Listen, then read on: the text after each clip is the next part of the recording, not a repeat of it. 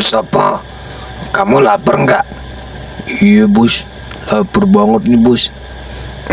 Gimana kalau kita makan bakso Sopo? Yang di lapangan itu, Mas Karto. Tapi kan kita nggak punya duit bos. Nanti gimana bayarnya? Tenang aja Sopo, udah kamu ikut aku aja. Nanti kamu diam aja ya, biar aku saja yang bicara. Oke bos. Dah, kamu sana dulu. Nanti aku bungkusin baksonya buat kamu. Ya bos. Tunggu sini dulu saya Sopo. Nah, duduk di sini aja nih, enak nih kayaknya Sopo. Tuh bangkunya asik.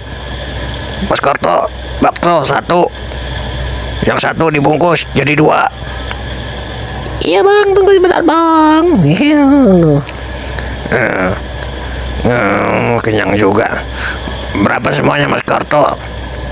2 jadi 25.000. Nah, gini Mas Karto, saya punya tebakan. Kalau Mas Karto bisa nebak, saya bayar. Kalau nggak bisa nebak, gratis. Boleh juga Mas Jarwo.